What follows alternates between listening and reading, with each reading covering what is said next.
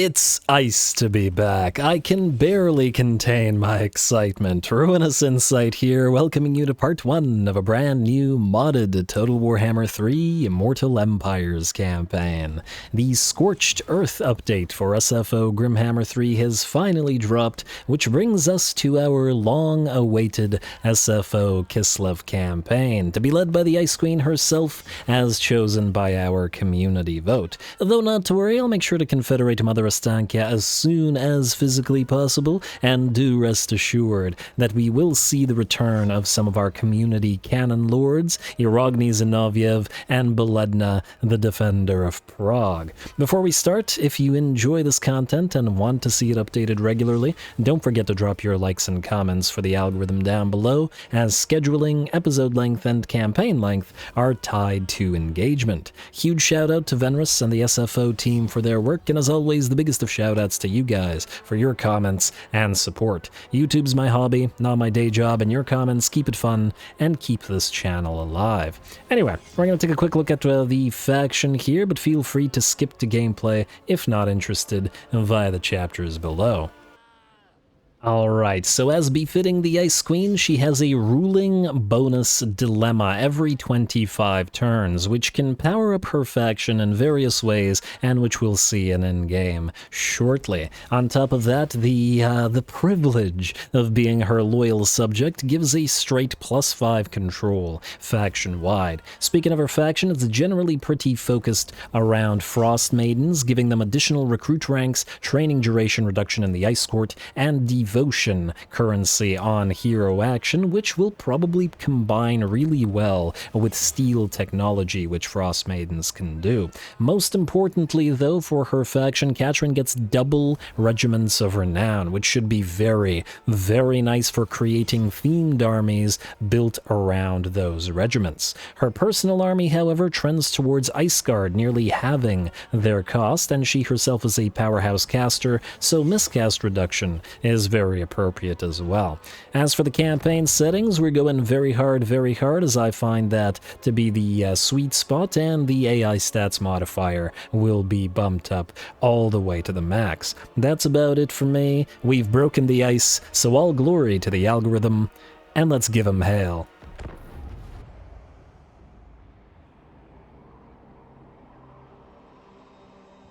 All the motherland stands behind me.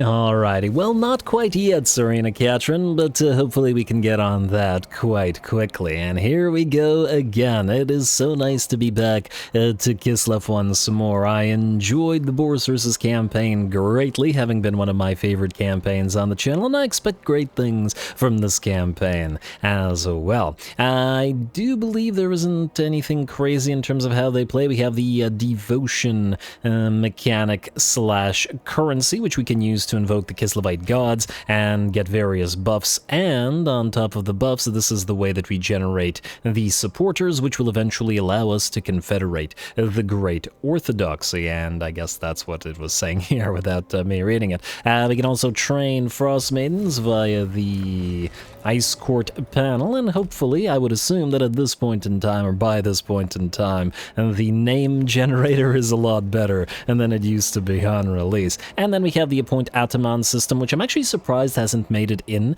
to more factions, wherein we essentially set a governor for certain territories, which provides various buffs to said territories, which I do think would be nice for various factions, so it's very nice that Kislev has them. Anyway, before we start building, we're going to jump into our first battle, which appears to be against the Bearsenling Norscan tribe, right within range. We have a single Ice Guard, a Snow Leopard, which I'm sure will be instrumental in, well, chasing down the Marauder horses here, I guess, and whatever else it can catch, and otherwise, let's get to it. They invite death. Alrighty, and of course this may be a first battle, but it is, well, it's not losable by virtue of being a first battle generally, but these are always cinematics, despite being easy, because it's the first run we get. And ooh, they have a Norscan Ice Troll unit. Alright, that'll be something for the Snow Leopard to do. Away we go, Battle 1.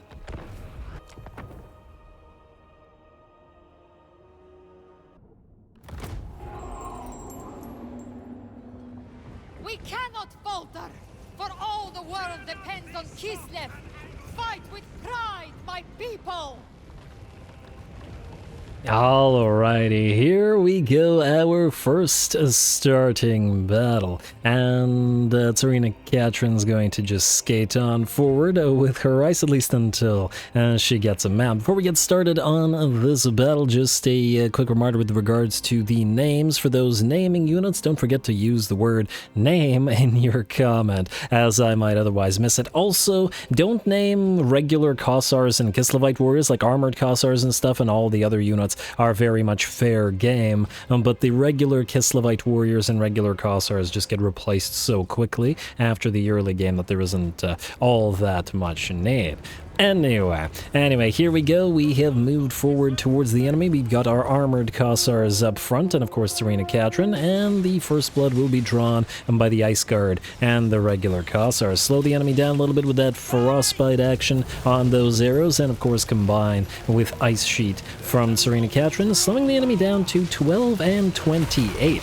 Now, for those of you who watched my Elspeth campaign, which recently ended, I probably remember that there was a ton of debuff stacking in terms of slowing the enemy down. I'm very curious to see how well a few of those Imperial units will thus combine with Kislevite units and get more of those slow down armies. Certainly an interesting thought. Anyway, over on the right flank we have an enemy unit of Ice Trolls charging on in and smashing into our lines of regular armored Kossars. The Snow Leopard bringing up the rear. These things are pretty great as assassin units and are going to be able to damage this sort of low entity monstrous infantry fairly well as well. In addition to that, over in the back line we have our single unit of winged hussars charging into the enemy marauder hunters, and the charge will take off about 30% of their HP, while the cavalry should be strong enough to knock this unit out without having to cycle charge. At least I would imagine. Anyway, the Snow Leopard, Tzarina Katarin hitting the Norscan Ice Trolls back here, while our anvil of armored Kossars holds them back. Also, I do like the lighting in this particular case. We have the heavy weapon or great weapon armored Kossars as well, holding back the marauders, and they should have no trouble dealing with them. Also do like the way that they sort of fire their guns in melee as well. Always been a nice touch for these guys. Might want to try to get some Kossars combined with maybe some Grudge Rakers from the dwarves. Certainly a thought. Anyway, looks like the enemy Ice Trolls are pretty much done for at this point, or at the very least they're shattered, and we'll be booking it on out of there. The Marauder Chieftain, however, is still there, and we probably don't want to waste our time attacking him with Tzarina Katarin, as she's not going to be fighty enough to take care of him by herself. Better put her to use killing off droves of enemy infantry, and just gun and arrow them down as best we can. The enemy lord will shatter by himself regardless, as long as we break the rest of his army. Oh, and it looks like the enemy marauder hunters have rallied only to take another charge to their face, or a lance to the face, from the winged hussars.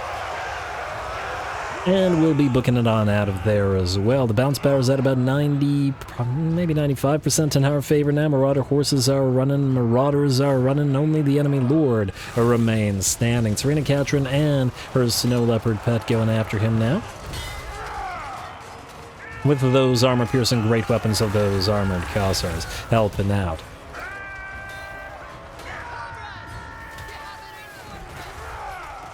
Alrighty, that lord's still holding at about half HP, and it looks like it did allow a few of his other units to attempt to rally, at least the marauders and the marauder horsemen, so get a few more shots off from our pistol-wielding armored Kossars into their front and then into their back, and it looks like giggle, and it looks like with that the enemy army will shatter and the battle will be ours. A lovely, nice little first fight, and a fairly long one to that. Gotta love the sort of stat buffs that SFO gives to enable it. SFO units are generally significantly more healthy because of the difference in stats, and it generally leads to longer battles. Now, we're going to chase a bunch of enemies down the Snow Leopard to kill off the Norscan Ice Trolls, etc., etc., etc., but we can do it off screen.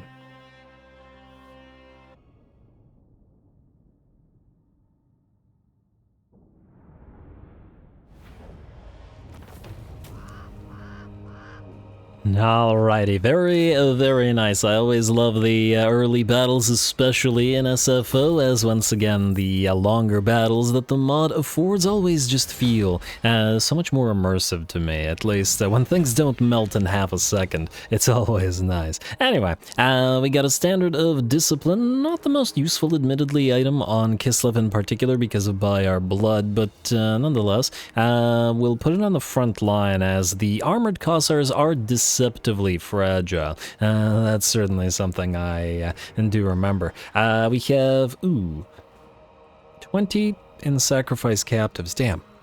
Was it 120? There was the base variation, or the base form of getting devotion in order to activate your first, well, devotion ability. Devotion to whichever god. I think it's 120, which means if we take the 20 now, we could pop our first one up. It does mean not replenishing, but I think we can deal with it. Let's sacrifice the captives then. Like so. And then I'll check immediately. Alright, enemy killed in battle, we're at 125, and yes, indeed it is. Invocation is available. Standard of leadership, a little bit of free money from engaging the Bearsenling, and we'll have to pick between Daj, Tor, Saliak, and Ursun for our thing. I'm not 100% sure which one it'll be, but I would say, generally speaking, it's probably going to be Saliak because of the plus 30 growth and the casualty replenishment rate. Neither one is crazy, but I'd be willing to sacrifice some supporters, like from occupying settlements, which is probably the best way to get them, at least for us in the early game, and just for that additional growth.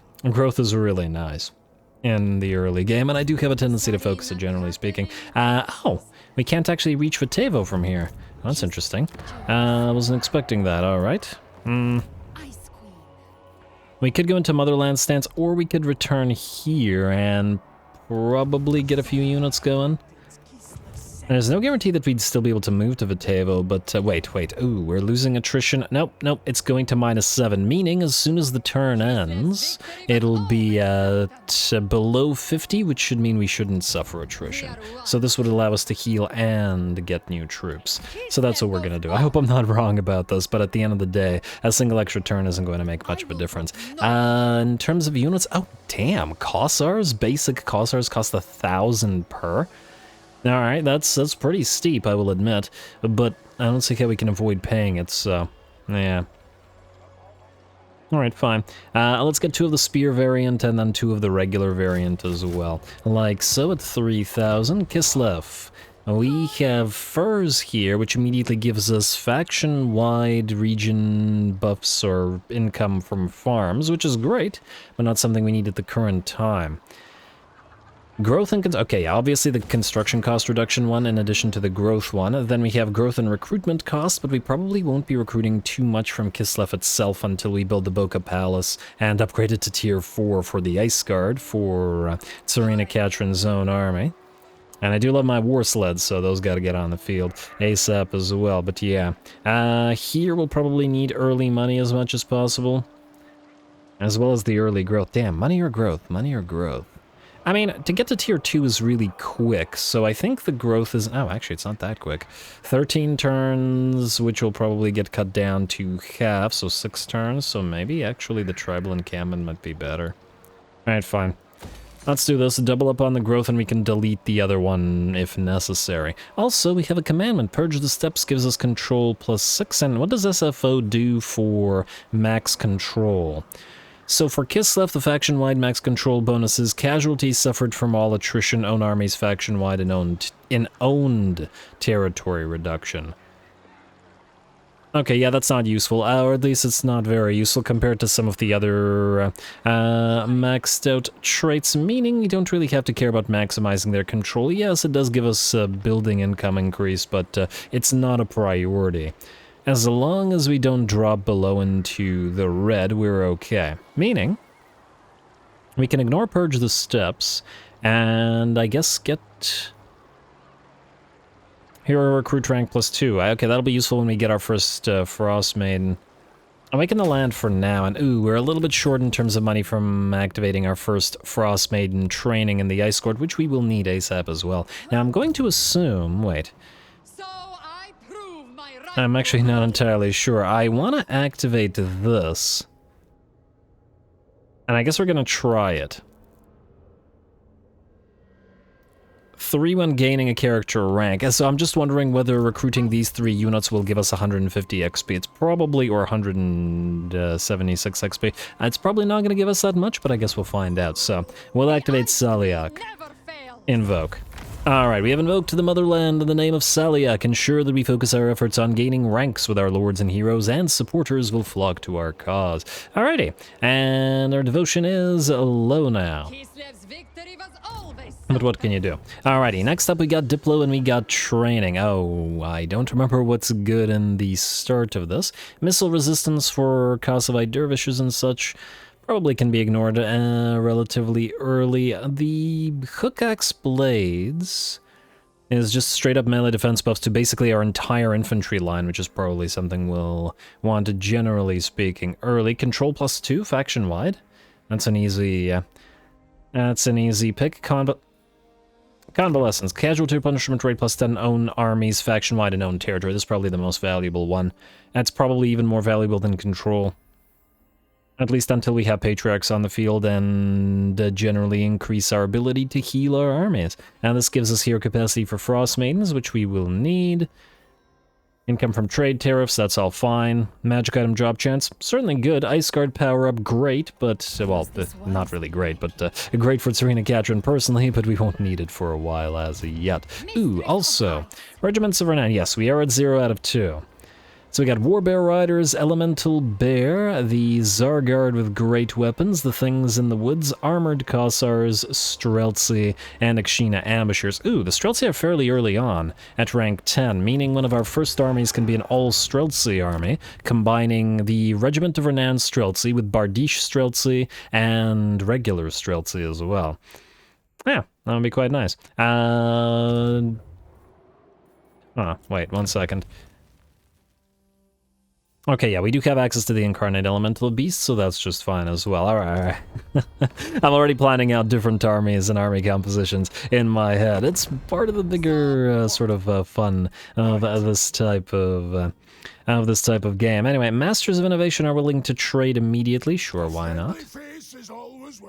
Actually, hopefully we don't end up competing with territory for them. It's very possible. Druzhina Enclave is a confederatable sort of minor faction. I think we can trade with them just with a little bit of extra money in the early game. And, oh, wait. With an extra 313 gold, that'll put us over 1200, which means we can immediately activate our first Ice Court training. Beautiful. Train a new candidate. Irina von Yemeriskowicz. Yeah, okay. Alright, and I think that's all. I hope that's all, because I'm going to end the turn. And I'm also going to hope I'm not wrong about the casualty replenishment rate working for us. We should, in theory, heal, despite the fact that it says corruption right now, because the corruption, I think corruption goes down before the game calculates replenishment. Because I've definitely gotten an army damaged in sort of a opposite scenario. Oh, damn, these guys already recruited stuff. Ooh, hello, what is this? Welcome to SFO. Okay, this doesn't say anything about what this is. Time of control, 1 turn plus 100 control. Let it happen. Let it happen. What is this? Huh. 10 turns. Oh, wait, is this the Tzarina Katarin unique sort of line? Huh. Okay, I guess it is. It's kind of weird that it's mixed with the SFO menu. But sure, time of balance. Let it happen. Just nothing? 25% campaign movement range for 10 turns. Oh, wait, unless this is maybe something like an early game power-up for factions for SFO. I really should have been a little bit more thorough in reading the patch notes, I guess. Oh, but all good. Growth plus 200 isn't too bad, but that is less than a single level. It won't even get us to tier 1, unless I'm mistaken, which I think needs 300, 250, something like that. I'm tempted to say time of maneuvers campaign movement range. Huh. What's the time of maneuvers? And I don't exactly know what the heck this is, so I'm just going to do that, and then we'll see what exactly this does for us.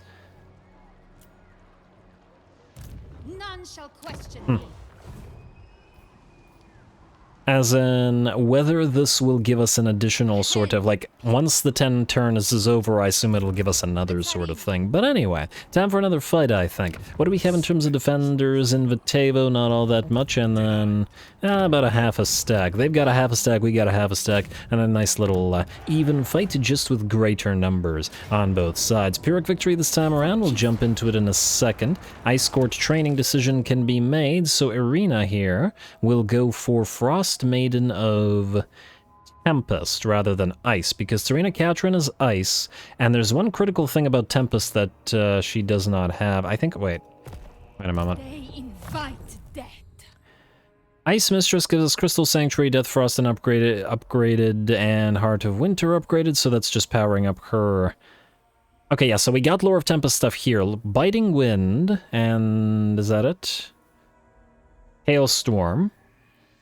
Control, and Hawks of Miska, and Blizzard. Okay, so she has nearly the full lore of the Tempest lore as well, but what she doesn't have, funnily enough, is the critical spell I was talking about, which is, I don't remember what it's called, Arrows of True Flight, or something like that. The thing that you want for, okay, let me just, Tempest. Yes. Can I select you here?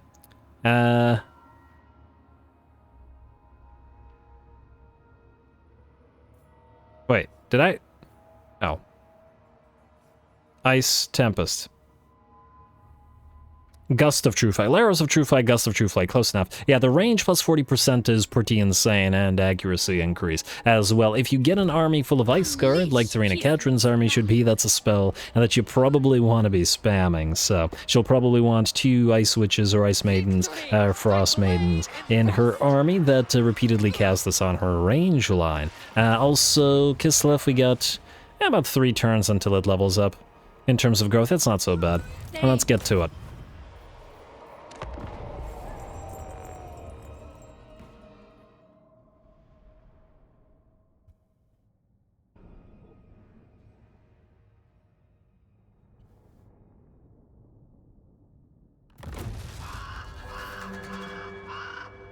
We must prevail! The happiness of all mankind is the duty of every Kislevite! Alrighty, here we go again, round 2, twice as many enemies stand against us this time around, so hopefully a nice little fight for us. We are going to, well, not Vanguard deploy, but at least rush our Ice Guard forward in the hopes of annoying the enemy to come towards us, simply because we have decent terrain protecting us here, a little rock erratic, I don't know what to call this little formation, guarding one of our flanks is impassable terrain, and well, hopefully we can make use of it. Looks like some Marauder Horsemen are going to charge forward towards the right flank. Kind of a bad idea on their part, as while they will get a few javelins forth, the Snow Leopard will engage them in combat, and then the Winged Hussars will follow them up. Of course, Marauder Horses versus Winged Hussars and a Snow Leopard means that the enemy will be obliterated, as that's a horrifically bad matchup. Fragile cavalry unit as the enemy is. However, the enemy gives chase to us with those ice trolls, and we're going to back off rather than face them, simply because we have other things to do. Snow Leopard will continue chasing those Marauder horses around and doing a little bit of damage and continuously applying that maim effect, which is also great for us if those units of Norscan Ice Trolls are away from the main line, as we can then primarily deal with the enemy infantry and the 2 enemy lords, 2 chieftains that they have in this particular army. As usual, the Ice Guard get the first arrows off, and as soon as the Frostbite is applied, we follow that up with an Ice Sheet. And now the enemy has to run the gauntlet of being slowed down. First, Frost Maiden's Kiss will move through, well, maybe 1.5 enemy units, certainly 1 unit, then clip the other unit, while the enemy continues making their way towards us. And guns are firing from the Cossars, the armored Cossars, while the regular Cossars' arrows fly overhead. It looks like we're getting a few of the enemy javelins hitting us right back, as the enemy does have a decent pile of range units behind their melee line as well. And here come those marauders charging on in, but that's why we have the armored Khazars out front. They should be able to hold just fine. First of the enemy chieftains makes his way in as well, but we're not going to have Tzarina Katarin fight him, at least not without her mount, and simply allow him to attack while we destroy the rest of his forces. The enemy range units are now being focused down by our range, and we should be able to outkill them. The horsemen are off the field now, and the enemy ice trolls are continuing to chase around our units of winged hussars. Winged lancers. Have I been calling them winged hussars this entire time? Whatever. Winged lancers, my bad. Got too used to the winged hussars. Anyway, the line's still holding just fine. The enemy range line, and not so much, especially as the winged lancers make their way back into the fray, charging through the first enemy range unit, and then right into the second, before hitting the back line of the enemy marauders as well, to crush them between the anvil of the armored Khazars and the hammer of the winged lancers. Ice Guard have been forced to join the melee fray now, as the armored Khazars with great weapons have dropped to about half of their HP. The enemy range units are pretty much done for, however, and we've also made the Snow Leopard move back into the fray as well, and just because we needed to help out with the Marauder Chieftains. I don't remember where the second one was. Right there. Second one's right here, and we'll need the Snow Leopard to do a little bit of assassin work. Enemy Ice Trolls, perhaps feeling right at home among the ice sheets, but they're not immune to it. They certainly don't. Don't ignore the debuff, but they will get into combat fast enough still. They're obviously not going to get slowed down nearly as much as the enemy infantry. And there we go. I always love the shots from the infantry perspectives, especially when you're playing as mortal factions and stuff against the monstrous units. The scary sight of fighting all those monsters with mere mortal men. Anyway, the Ice Trolls, I believe, are the only thing other than the Lords still fighting. The Lords surrounded by Ice Guard, while all of our range units are focusing down those Norscan Ice Trolls. But because of their heavy armor, or actually, well, 80, heavy enough armor, 20% physical resistance, and 20% missile resistance, they're quite resistant, go figure, to all that stuff. They've made quick work of a lot of armored Khazars, and this is another reason, or this is the main reason why I wanted the winged lancers to sort of have them being chased around. And it did work reasonably well. Snow Leopard, together with Tzarina Katarin and the Ice Guard, are now pretty much done with the enemy lord, who should be booking it on out of there soon. Speaking of booking it on out of there, our armored Khazars are in by our blood now, or at the very least, their leadership is wavering, but so are the Ice Trolls, who have finally eaten enough arrows and are backing up. I do want to point out that the Ice Trolls, despite being at 40% HP, closing to 30, have not lost a single one of their units. This would be great for the AI if it were to back off and were allowed to keep those units, but alas, this is a settlement battle and the entire enemy army is destroyed, so no heals for the Ice Trolls, though they did give us plenty of good shots.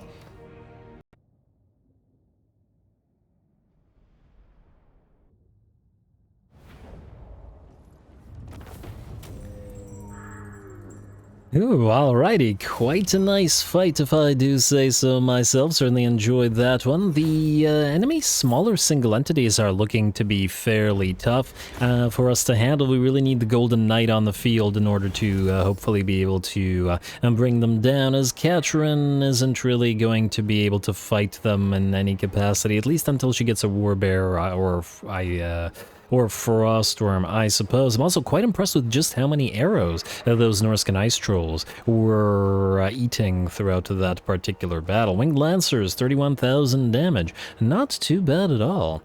Not too bad at all indeed. Generally speaking, I'm not entirely sure what the use of Winged Lancers is when Griffin Legion exists, because I think they're only a single tier above them, and they're effectively the same units, just one is better than the other, and that makes me think we shouldn't name these guys, because we'd probably just use Griffin Legion instead. But on the other hand, we could always sort of name them and then evolve them into Griffin Legion. Certainly an option. Alright, also, there's construction in my building right now, so sorry if you guys hear any random construction noises. I don't control the construction people yet. Anyway, Terrifying Mask of E, sure, we'll take Vitevo for ourselves, and Cause Fear and Cause Terror. Not the most useful thing right now, but useful enough. And we got 2 level ups, meaning we should have... Staliak, supporters generated 3 when gaining a character rank. Should we not have gained 3 of, or 6 of them, because we leveled up twice? Maybe it only shows next turn. I guess we'll see. I guess we'll see. Well, I guess the enemy hasn't gained a single one. The enemy. You know what I mean. Anyway, we're gonna go with Ice Maiden's Kiss because it's real nice and spammable, and we'll get that Frost Shield as well. It's free armor and missile block chance, and because we were basically constantly spamming Ice Sheet, this has got pretty much 100% uptime if we mostly use Ice Maiden's Kiss and Frost Shield. Ooh, wait 1 second though. Are you able to immediately reach for Jacoba from here? I can't quite tell. You know what? I'm not going to risk not being able to reach it, so we're going to get 1 point in Root Marcher first and then Ice Maidens, because we can win another battle without Frost Shield, I think. Also, before we go any further, let's check what our victory conditions are. Well, gain 600 supporters and then confederate these guys. Yeah, that one's obvious. And we need to destroy the War Host of the Apocalypse, Legion of Chaos, Ecstatic Legions, and the Fecundites. One thing I think that's unfortunate about the Ice Court in particular is this. We have unpleasant... The wasteland is unpleasant for us, and we're so close to Zornus Cool, where Boris Ursus used to start in Uskalak. I feel like for Kislev, for the Ice Court, a wasteland should probably be a pleasant climate, because otherwise Boris Ursus, he gets Chaotic Wasteland as unpleasant and Wasteland as pleasant, even though we're actually closer to the wasteland than he is, and basically he can inhabit more territories more easily than the Ice Court can. But we get the 2 regiments of renown, so yeah. Anyway, Vitevo, what are we gonna build here? We can start with the farms with the little tiny... Wait.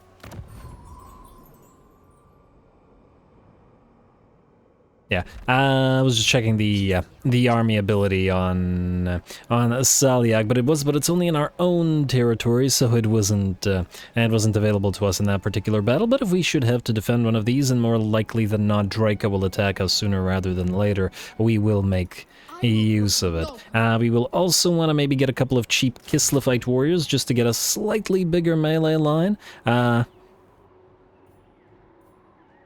I'm just wondering, shielded versus unshielded. The unshielded ones get a little bit of armor piercing, and on top of that, they're a lot cheaper to recruit, so I think we're going to start with 1 maybe of these guys. Well, you know what, let's get a regular Kossar as well. Actually, you know what, let's get the spear variant of Kossars as well, rather than the regular variant, simply because the anti-large, I think, might be more valuable, and they have higher melee defense in general than the regular variant does, otherwise they're the same. Alright, that now looks good to me. Back to Vitevo and building. Control devotion... This one immediately generates devotion and supporters, which is pretty good. We could start off on this, and I know that this means that we'll basically have no growth here. But frankly, 100 money generated. We're probably okay with money generation for now. I think early devotion and supporters are going to be pretty useful so that we can essentially keep this up at all times. I really like that extra casualty or punishment rate. Plus, we need to get patriarchs on the field for healing as soon as we possibly can. Oh. Roadhouse does give us the campaign movement range, though, as well, so we would be able to hopefully conquer the place faster. I assume we won't be able to reach Igorov from here. None shall question me. Harder decision than you'd think. Alright, fine, you know what, we'll start with the Roadhouse and we'll move to the other thing right after. You're already recruiting, and unless there's diplomacy to do, we can head on to the next thing. Ostermark.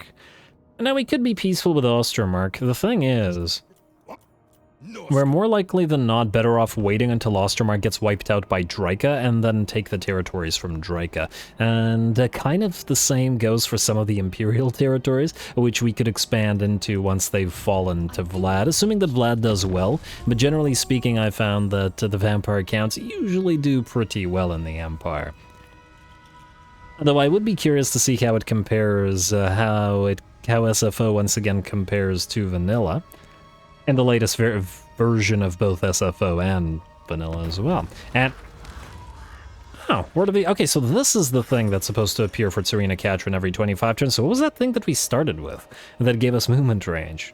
I don't know. Alright, so let's give this a read. Tzarina Katarin understands that order is what opposes chaos. That said, the lands of Kislev are vast, and the Frozen Court can only directly enforce discipline near to those icy halls. Queen wisely trains and deploys agents all across her realm for the glory of Kislev. Alright, so we get a bunch of... ooh, 50 growth for 25 turns. Okay, I'm 99% sure it's going to be that one. Yes, I'm trending everything towards growth, but yeah. Casualty reduction and 25% research rate. That's quite nice as well, but I think we could do that second. Ooh. More casualty replenishment rate and recovery for snow leopards and elemental bears. Great for late game, but probably not something, or mid game probably, but something you can avoid right now. Ward save when defending, swell, but not the most necessary thing in the world. Upkeep reduction, unfortunately for own territory only, but pretty solid as well. And this gives us control, spell intensity, and winds of magic. Yeah, I'm still going to go for growth in the early game, because our growth is kind of a problem right now, but yeah. Hearthfire Network. In the glacial passes of the Motherland, a web of mapped hothouses has been established by necessity to warm freezing travelers. Such institutions can be infiltrated not only to control the flow of information, but also to distribute essential food and medical aid. Alright, and this gives us a Step Shepherd follower, which gives us additional growth and recruitment cost reduction. Pop that on you, Tzarina Katarin, and on to Fort Jakova, and yeah, we can't reach Igorov from here. Also, another Ice Court training dilemma. What do we have here? Missile strength plus 10%, range, oh that's fan-frickin-tastic. I'm not being sarcastic. Ranged, yes. That's quite nice. Quite nice for our inevitable Ice Guard army for this army. Also, since it's a new turn, we might as well just double-check diplomacy again. Druzhina Enclave wants a defensive alliance, but they're nearly ready to be confederated. They're being attacked by Throt the Unclean. Yeah, we have to deal with this as quickly as we can before Throt and Azazel get too strong. Now, on the other hand, they might be able to keep what's-their-faces down. I should probably take the mountains here. They might be able to keep down the Masters of Innovation and thus prevent us from needing to compete for territory. Also, one turn until the growth hero is ready. Nice. Alright, now, is this one worth fighting? It does... oh. We can't attack immediately because Tzarina Katarin doesn't have Siege Attacker. Kind of surprising, but okay, why not? I assume she'll get Siege Attacker when she gets her... oh wow, the Warbear doesn't give her Siege Attacker, she actually needs the Frostworm. Oh damn, that's gonna be a problem. We need something with Siege Attacker ASAP. I'm surprised that the Snow Leopard doesn't give it to us. I guess the fastest way to do that is to get Frostworms. Because they're only at tier 3, so we can get them fairly quickly. Acolytes of Ursun. Ooh, we got a anti-large glass cannon, causes fear, looks like a Berserker unit. Oh, that's nice. Ooh, we're gonna build an army around you. Yes, we will. Alright, exciting times. Anyway, one second. Tzarina Katarin, other than Ice Guard upkeep reduction, do you do anything for any other kind of unit? Ice Guard... I assume since you're... wait. You should, in theory, have something for Snow Leopards, or... oh, it's up here. Well, that's Guardian Call, but all of you Frost Witches have that. Speed plus 25% for Snow Leopard units faction-wide. Huh. I wonder if the speed faction-wide is from any Ice Switch, or whether it's only from Tzarina Katarin. I'm probably still gonna give her some Frostworms. And possibly some Ice Sleds. I'm not entirely sure what her army's gonna look like as yet, other than the Ice Guard, but yeah, definitely gonna be some stuff in there. Anyway, I guess we have to end the turn like this. I sincerely doubt that these guys are going to sally out, but I'll give them a chance. Simply because we've no choice in it. Alright, end turn. Rorthrax of the Kurgan. Interesting that you're of the Kurgan when you're a Bearsundling leader.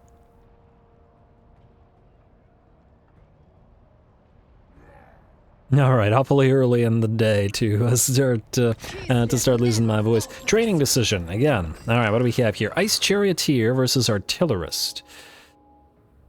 Ammunition when under siege is useless. Charge bonus plus 10% for you yourself. So basically we... Oh, damn, that's a hard choice. We're probably going to have some little Groms in Tzarina Katarin's army. The question is how many? And... how many as compared to Ice Chariots? Or War Sleds, rather. Because she has her own War Sled mount, she probably will want at least a few of them to run around with her. And if it's like 4 of them, they're probably going to outnumber the... little Groms. I'm gonna say Ice Charioteer. I hope this is not something I regret, but at the end of the day, a 10% upkeep reduction for little Groms is not a huge deal.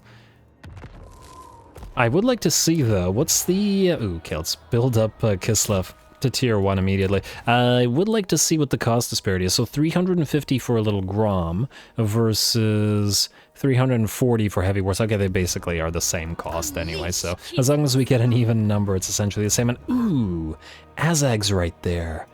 Oh, that's interesting. Huh. So if we attack at Fort Chakova right now, we could take damage, and then Azag would immediately siege us or attack us in the field. Or we could take Fort...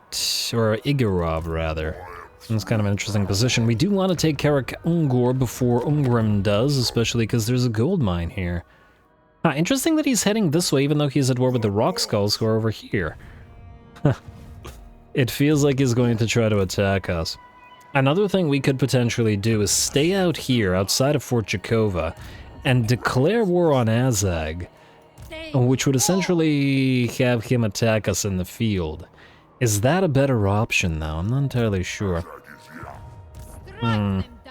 You know, and I think we're still going to have to attack Fort Chakova. I would like to be able to hit Igorov next turn, so if Azag turns this way instead, we can give him a turn or two, and then attack him afterwards. Plus, if he doesn't attack us, we'd be able to...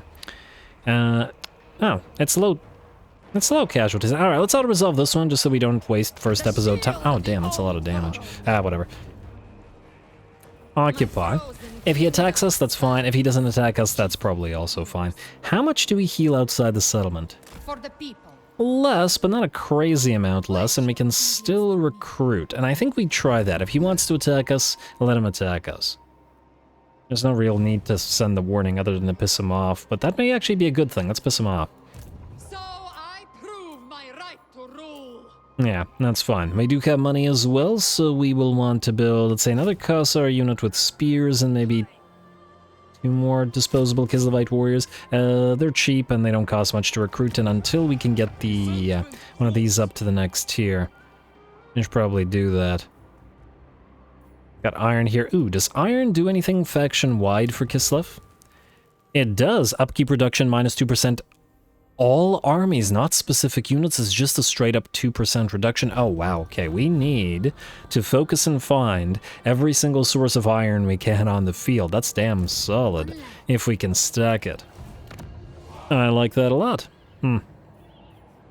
Also, we need to delete one of these buildings. Keep it in Fort Chakova for now, I guess. Because Fort Chakova can build the higher tier stuff, so we can build the lower tier stuff in these places. Oh, wait.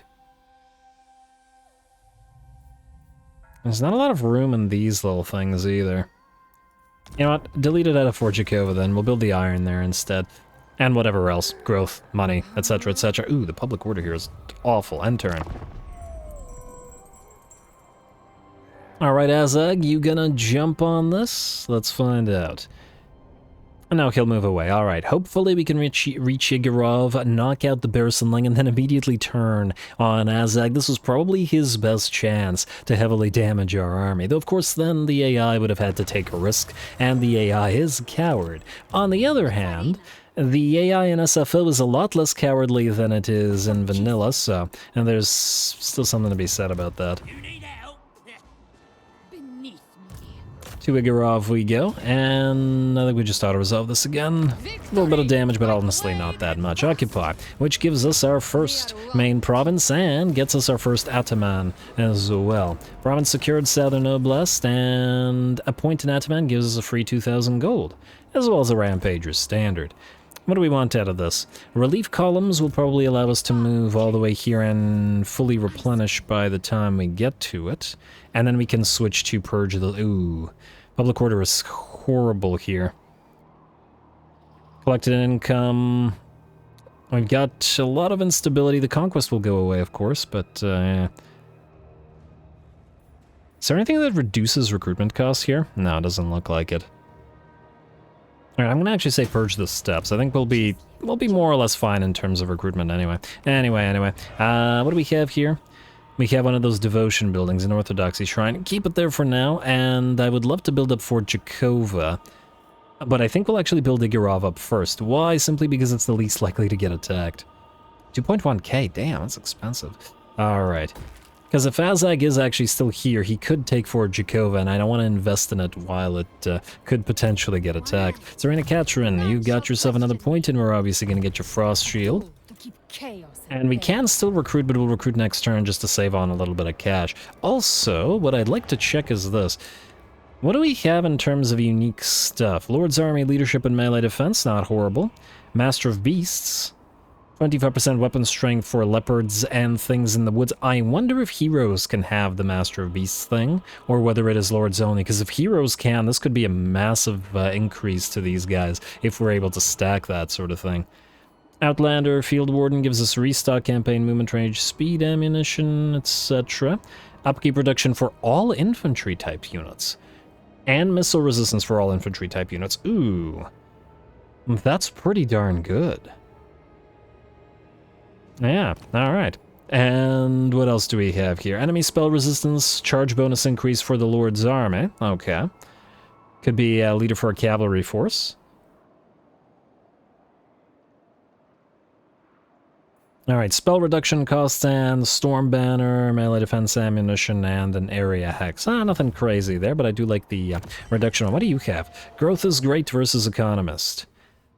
I think in the early game, growth is great will be better, and frankly, Tzarina Katarin's army is pretty much never going to be in a friendly territory, or at least not for long, so yeah. Now what do we have out of these guys? We have +2 control, +4 control, +20 growth, and +5% income, and +10 growth. I would have liked one of the ones that have 15% income. What I can't remember is whether these guys swap out every single turn, or whether it's longer than that. Or whether you can recruit one and then replace one. You know what, let's give him a turn. Alexander Kiryakin is at the top. Let's see if he gets replaced or if it keeps moving every turn, and if not, we'll try to replace them ourselves manually. We can always assign the Ataman next turn, so I'm going to change much. For Jakova, I believe I said we were not investing in you, and that's still the same, so let's check diplomacy. Ostermark, Reichland, nobody. Androgen Enclave still don't want to confederate. Decent likelihood that we may want to attack Prague and take it for ourselves rather than allowing these guys to stick around. We'll see. On the other hand, there is the argument to be made that if we allow the AI to stick around, it would level up Prague and would eventually be confederated. I guess the only issue is there's no guarantee that it will be confederatable. But then again, I guess we could take it at a higher level. We'll see. Frankly, if we're passing by, we'll probably just take it. Alright, casualty, replenishment, research. Oh, nice. Nice. You head to Fort Jakova now, or maybe just past Fort Jakova? Oh, you wouldn't be able to reach Karakungor anyway. Okay, that means you can just go to Fort Jakova.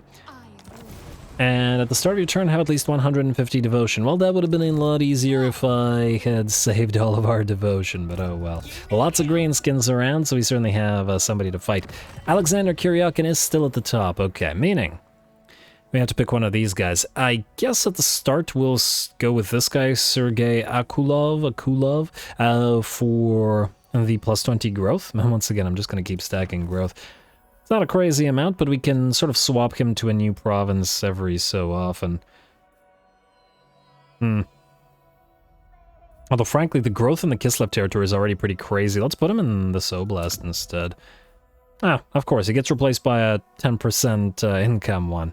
I mean, we'll probably want to replace them all with income types eventually, but for now it's not a big deal.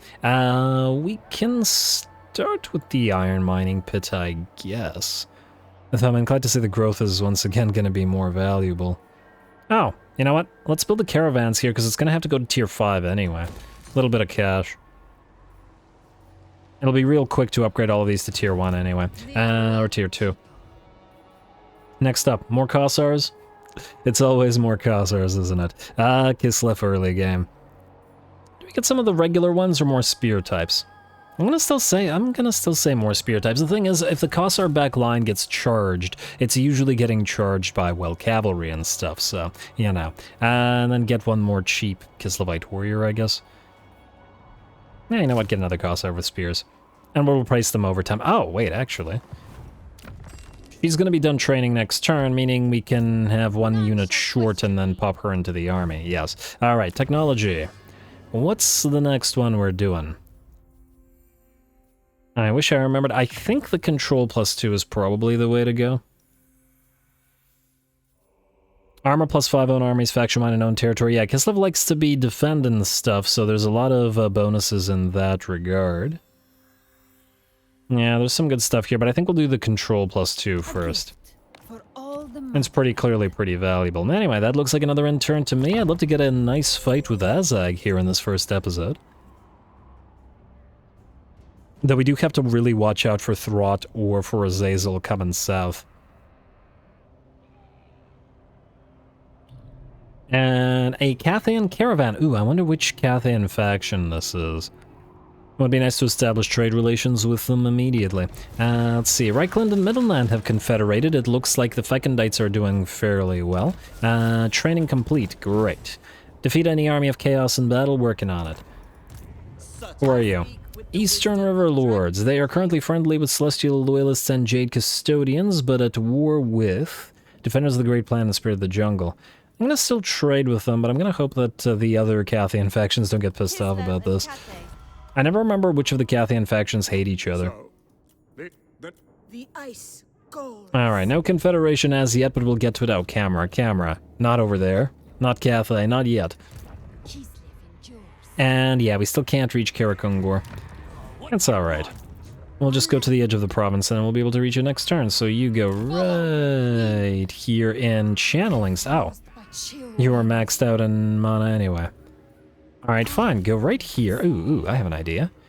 Go right here in ambush stance. At the edge of the territory. Then we will summon our Frost Maiden of Tempest. At level 6. Too bad we can't summon her directly on Tzarina Katarin herself, but that's okay. Then we will upgrade the Stanitsa, the tier 2 settlement. Then we will declare war on Mr. Azag. And hope that he falls for our ambush. But even if it doesn't, we are in range of Karakungor. I'm just going to hope that his main stack moves in. We should probably start the next training as well. Ooh, but buildings have to take priority. We're going to go for the stall here. Stop stalling. And more growth, eh?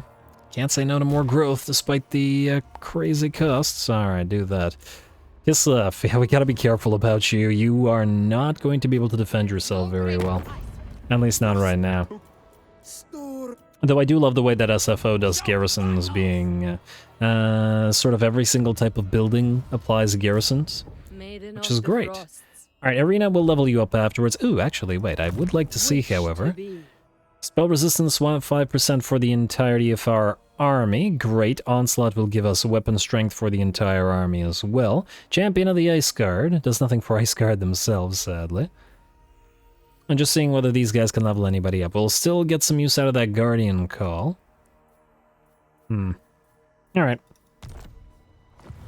Anything else we need to do? Oh, right. If we have the money, and money we do have, we will get another training up and running. Train new candidate. And end the turn. Let's see if Mr. Razag will go for this. Come on, underway interception. I'm hoping he's right here and we'll try. Nope, he's gonna move away. Possibly because he doesn't know where Tzarina Katarin is. And, another caravan. I take it that's the, this is the Burning Sands, judging by the fact that it's a sort of red flag. Establish trade agreements with any faction. We've done so that should already be complete. And yes, indeed, it is the Burning Wind Nomads, but they are at war with the Golden Order and the Western Provinces, meaning we should probably ignore them. I think we'll get the trade agreement going with Talabekland instead. No reason not to be friendly with the Empire. We can always take their territory if they get wiped out after all. Another training thing, and we're gonna go Tempest again.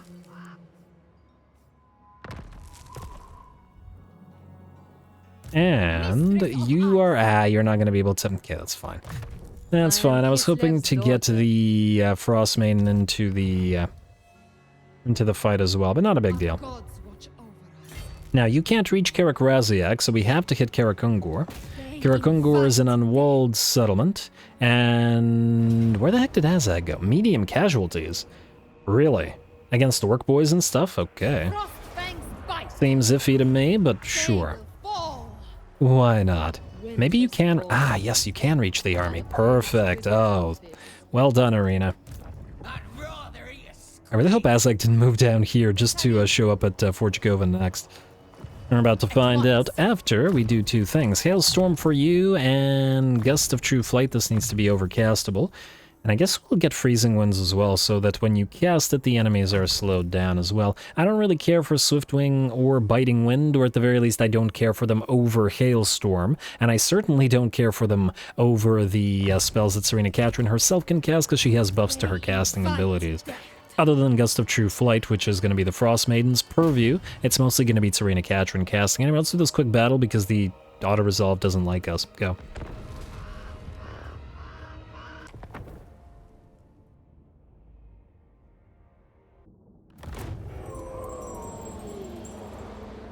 The motherland expects victory! Your queen will not tolerate failure! Alrighty, and hey, we actually get a frosty map this time around. Feels appropriate. Almost feels like with the icier maps, the frost witches, ice witches, etc. Should be a little bit more powerful, perhaps. Anyway, I'm not sure why the auto-resolve thinks that this army should prove any kind of difficulty to us, but I guess I've been surprised before, and once again, you gotta remember, this is SFO, so units can be a lot more dangerous than they seem.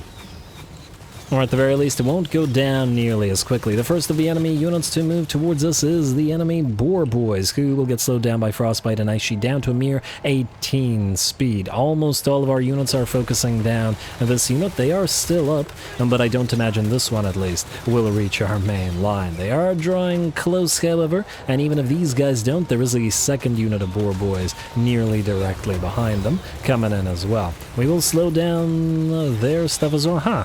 Wait, what's the second Frostbite on them? They're down to 6 speed. Wait, who's applying? Whoa. Huh. Where was that application of Frostbite from, I wonder? It isn't from the Gust of True Flight upgraded, which we are using. It had the icon of Chill Wind, but that's a dark magic spell. Not entirely sure, but we'll have to double check it next time. Anyway, the enemy Orc Boys have moved into our main line, and now that they are engaged, we're going to allow the armored Kossars to hold, while our Kislevite warriors will move and flank and hit them in the back. And then the same thing on the other side. Armored Kossars will hold the line, and our Kislevite warriors will deal a little bit of extra damage without hopefully taking near as much, as I wouldn't expect them to win against Orc Boys. At least not directly. Winged Lancers in the back lines are causing absolute havoc to the enemy units of Night Goblin Archers, who obviously stand no chance against this. Fortunately, we do have the... Winged Lancers rather than the Kosovoid Dervishes, which might otherwise have lost to the Goblin Archers. But that's all good. A Frost Maiden's Kiss moving in through a pile of enemy orc boys, surrounded as they are, though they are, by our armored Khazars and Kislevite warriors, and it looks like those ones are at least gonna book it on out of there, and they are not alone. The enemy Night Goblin war boss is the only thing still holding.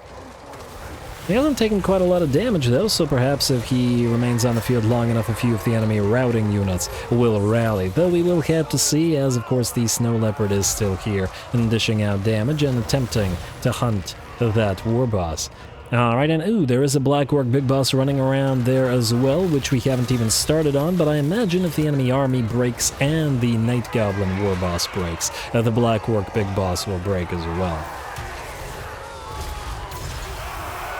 Alright, and the Frostbane doing a little bit of work as well.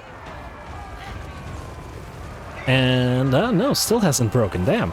I'm kind of impressed with the Night Goblin war boss. Frankly, I think his entire army at this point has broken, though I guess he has been getting knocked around by both the Snow Leopard and by the Winged Lancers, which gives him invincibility frames and prevents him from running away. It won't do so for long, though. He is still wavering. The rest of the entire enemy army has booked it on out of there, and a couple more hits will, I'm sure, see the war boss out.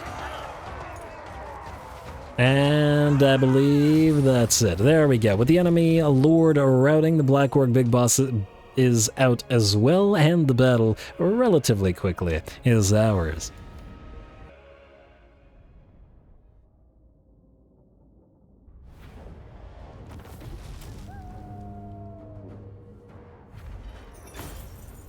Alright, well, I've no clue what the auto-resolve was smoking on that one, but it's all good, it's all good. A little bit of damage to Tzarina Katarin herself, but otherwise we're more or less fine. And we're still struggling with single entities a little bit, but once again, the Golden Knight will solve that problem as soon as she's on the field. Occupy.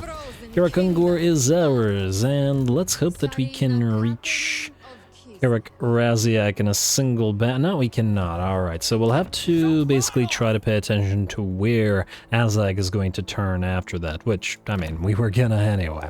Let's build up the market here, and nothing else to build, so unless there's Diplo to do, and yes, I will be pathologically checking Diplo every single turn, possibly multiple times per turn. Some of you are probably used to that one by now, but, well, hopefully you'll continue to be used to it. Anyway, you will continue spamming Ice Sheet and Ice Maiden's Kiss. Let's get another point in Ice Maiden's Kiss first. We also gotta remember that we have to save up points relatively soon in order to get the, in order to get these things. Although the Ice Guard buffs aren't relevant, or at least not super relevant to us right now. And, oh, actually, I was wrong. Tzarina Katarin does get Gust of True Flight, but we'd still probably want at least one more, one, possibly two more casters capable of it. Simply because, once again, you won't be, its range isn't big enough to cover your entire army, so we'll want lots of our units. And it does have 100% uptime if you're casting it, meaning we just need to basically cover the entire area of Ice Guard without getting them so close together that they take damage. But this might mean we could get away with perhaps one Frost Maiden with Tempest rather than two, unless these guys have the... okay, they do have Spell Mastery +5. I take it they don't have Mastery of the Elemental Winds, though. Meaning we don't need to have multiples. Meaning we're fine. Oh, but the Guardian Call would still be useful in multiples. I'll think about it. The thing is, these guys are still not going to be particularly useful for fighting, and we'll still want a Patriarch and the Golden Knight in Tzarina Katarin's army, so there's a limit to the numbers. We'll see. Anyway, that's an end turn in May. And we are going to start running out of devotion relatively soon. We'll probably want to start racking up some devotion via hero actions, so there's another reason to get Ice Maidens or Frost Maidens on the field as heroes to, you know, take actions. Though that'll also take away our precious cash, which we need to develop our, at the current time, relatively limited territories. Really wonder where Razak went, though. Still can't see him. Recruit 30 new units, working on it. His army's still out there. He's at war with Karakadrin, and oh, he's taken Ashrak's lair. Huh. Okay, that's fine. This might afford us enough time to hit Karak-Raziak. The annoying thing about Raziak is this. If you... Okay, let's just move towards it. If you...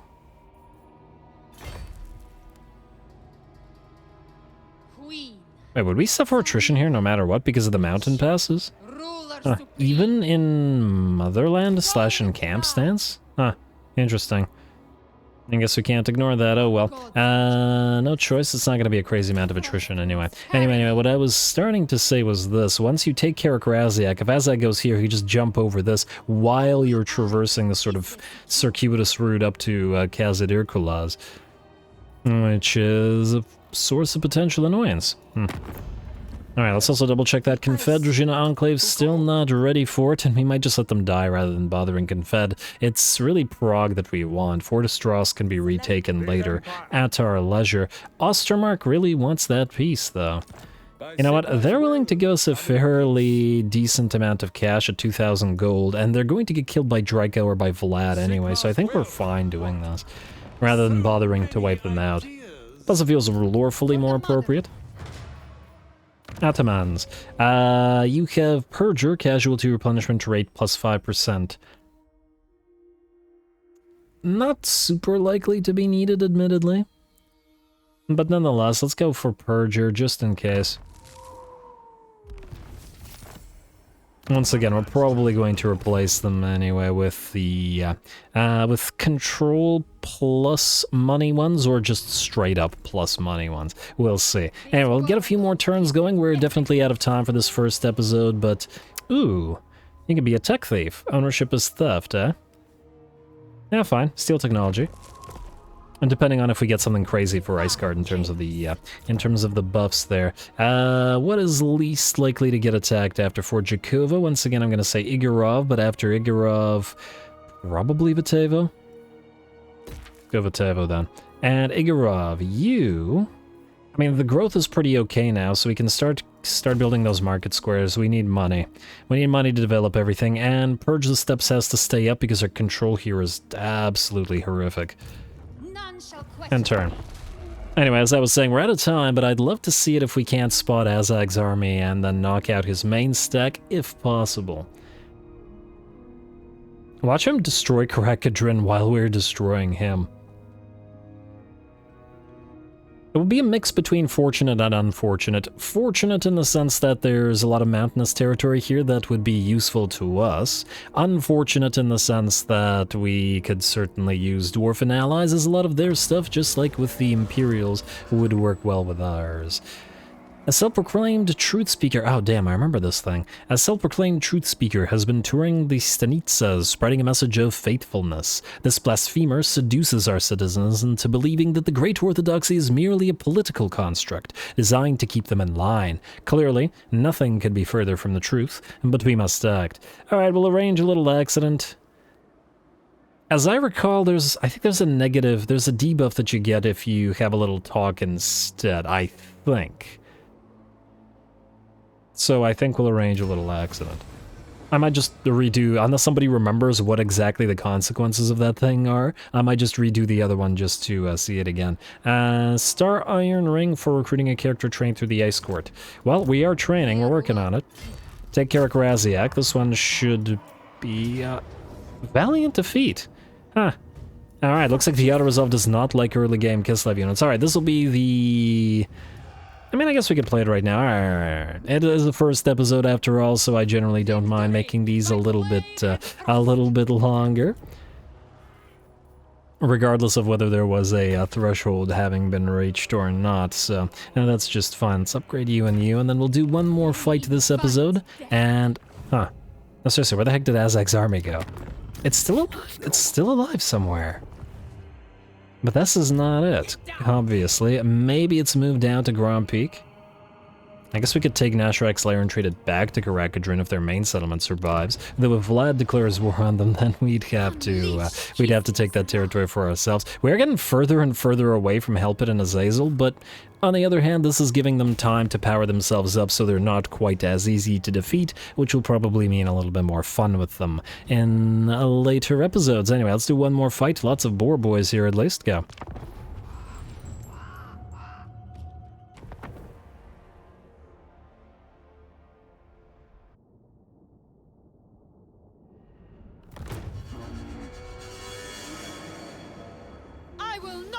Cowardice, hesitation, or failure! Fight until your last breath! Alrighty, here we go. Though I think the only ones fighting to their last breath will be the enemy, as we do outnumber them quite a bit. Though, on the other hand, gotta keep in mind that this is a minor settlement battle and an SFO minor settlement battle as well, so it should be a lot tougher than it looks. Gotta watch out for those towers, especially, which are significantly stronger in SFO and have started to do damage to Tzarina Katarin and Irina, her Tempest Witch as well. Anyway, we're moving our army forward. Our armored Khazars with their shields are in the lead and ready to take a few pot shots at the enemy with their pistols. And there we go. Looks like the enemy has not wanted to sally out and charge forward, so they're going to take a volley from both units before backing up. They didn't take a crazy amount of damage themselves there, though. Maybe 10% lost only on that Boar Boy unit, and the Boar Boy unit has nearly 20,000 HP, so there is that to consider. We are also having a bit of a ranged duel at the current time. Orc Error Boys getting hit by our Ice Guard and by our Khazar Zeros, but they are firing back and we are starting to take a little bit of damage, though it's hard to say as to whether it's them or the tower doing more. I'm willing to bet it's the tower. Because as we can see, these Orc Error Boys have 3 kills on them, but the Khazars have taken quite a bit more damage. Oh, and it looks like the Boar Boys are ready to fight, charging on in. We're going to countercharge them a little bit, maybe a little bit too late with the Snow Leopard.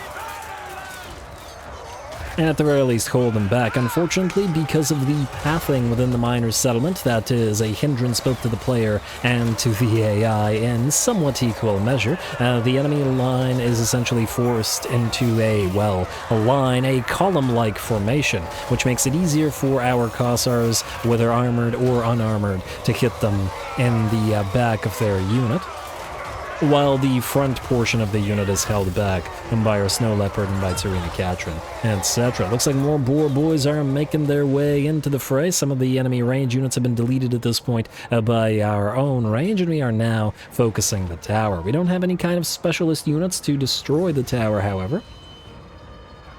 And as we can see, the HP is dropping really, really slowly. Towers are a lot harder to kill in SFO than in vanilla as well, so it's going to be a while before that thing goes down, and as we can see, it's still dishing out plenty of damage to our Khazars. It's focusing this unit, and this unit has lost maybe 30% of their HP.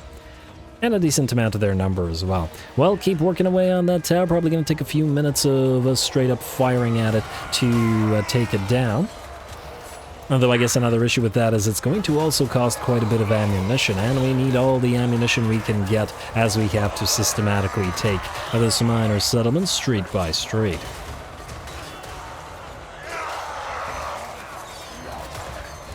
Alrighty, and it's just going to be a big old brawl out front here. The Orc Boar Boys, fortunately, are nearly out, but Orc regular boys, I guess, Orc Boys, are making their way in to the fray as well. We have also interspersed some units of Kislevite warriors among the regular armored Khazars, partly because the Khazars have started to take a decent bit of damage here. These ones, maybe 30 or 40% of their HP lost. Then we got a little bit of anti-large on the Kislevite warriors as well, which should help out against the Boar Boys.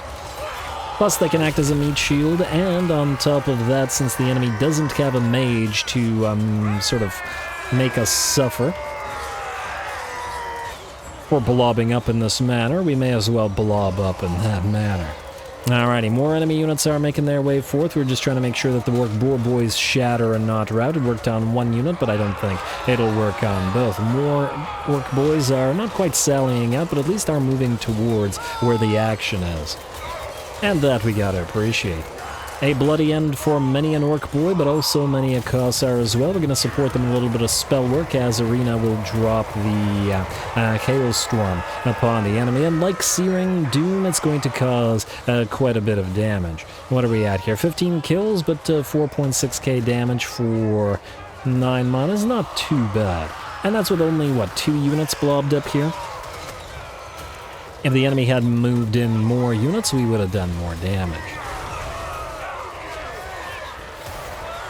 Alrighty, arrows are hitting us. A few of the enemy units are a little bit too far back for us to fire back on. It looks like only the Ice Guard are in range of this particular unit of arrow boys. But that's alright, we can take a few hits to the Kislevite warriors, especially as we originally summoned them effectively to be sacrificed, or to be sacrificeable at the very least. Ice Guard are now starting to hit back those archers.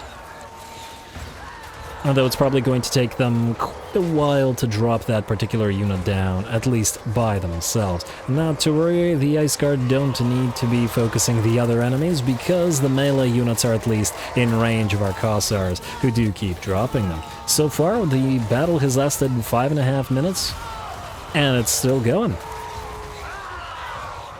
Certainly giving us a decent show.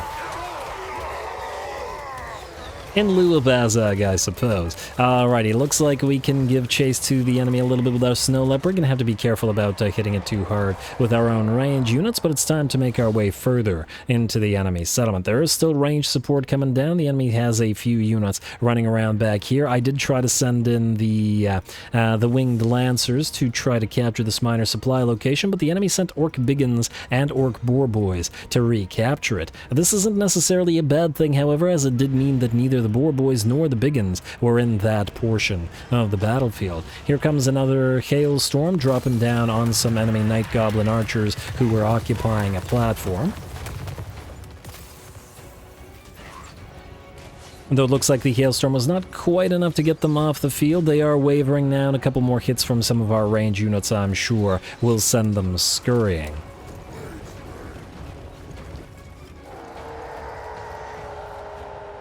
Alright, and we just keep making our way forward. A few units come back. It looks like Azag doesn't have that Bony Boys ability as yet. I don't know whether he has to hit a particular level or whether he has to build some kind of structure or what for it. But I do expect to probably be encountering it at some point. At least I think it's not only in his army in SFO that he's able to do that. I also do remember in SFO that the orcs have a sort of ability where they summon a bunch of Orc Biggins and stuff, but I don't remember exactly what that's from. I think it might be a high-tier settlement building that allows them to summon additional units. We likely won't encounter that aspect of it with Azag, but as we are probably going to make our way towards the Darklands and fight the Chaos Dwarfs, and probably Grimgor as well, we'll probably encounter the additional units there. Anyway, continuing to slowly advance our aerial units, range units, trying to focus down those Night Goblin archers to the best of their ability, but we'll charge the Snow Leopard forward instead, and even move some of the armored Cossars into range.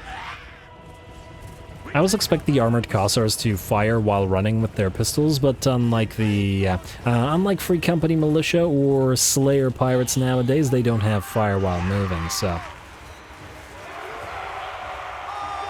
Alright, and it looks like they're slowing down to try to reform, but that's alright, as the Snow Leopard is keeping those Night Goblin archers too busy to actually fire back. Gonna speed it up a little bit as we set up another sort of a bottleneck or choke point, and the enemy will rush towards us. And towards the armored Cossars with great weapons in particular. These are the Orc Boys, and I think the Biggins should either be here or on the way as well as the enemy Lord. Boys out, those are Biggins, alright, yeah. Boys and Biggins. And here comes another hailstorm. Lots of use for this particular spell in this particular battle. Probably a lot more so than a regular fight for us, as the enemy has a tendency to blob up here, rather than sort of be in a line formation where Frostmaiden's Kiss might be a little bit more effective than the rather large effect area of the hailstorm. That said, it doesn't mean we won't drop Frostmaiden's Kisses, and another one will hit the blob. 10 minutes, damn. Yeah, these guys are certainly holding.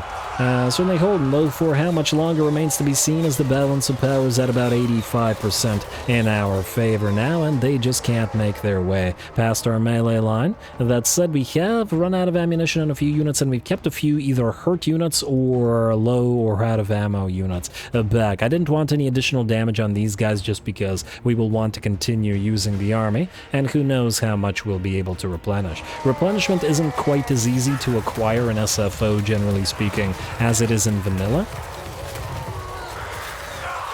And thus I like to, at least occasionally, be a little bit more careful with it. Sometimes I do learn my lesson, guys. Only occasionally, though. Alright, and look at all those orcs attempting to make their way through the halberds of the Kislevite warriors, but failing to do so. Once again, the anti-large working for us here to hold back the tide of boar boys while the arrows do the work. And it looks like most of the enemies are attempting to book it on out of there. Another Frostmaiden's Kiss will move through the enemy line. The bounce power at about 90% now, and I'm sure a few more volleys will put the enemy army to rout. One last drop of hailstorms. A few more arrows, and I do believe with that, the enemy army is broken, and the battle is ours. A close victory this time, and we certainly took damage, but plenty of nice shots of fighting those orcs. Gotta enjoy it now, as once the bone rattlers have been burned out of the northern World's Edge Mountains, we'll probably be fighting Skaven, Norska, Chaos, etc. for a little while, possibly Draika as well, and won't be seeing orcs again until we cross the Darklands.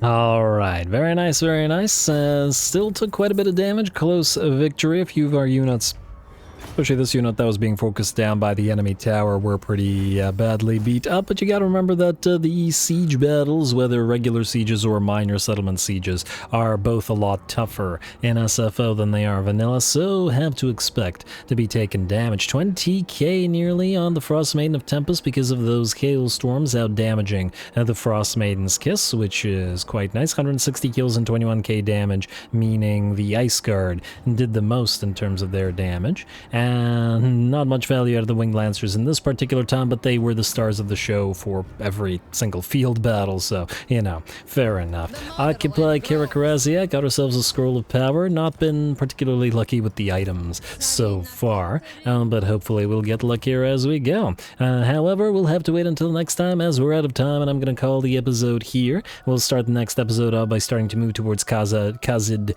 Irkulaz and occupying the northern World's Edge Mountains territory.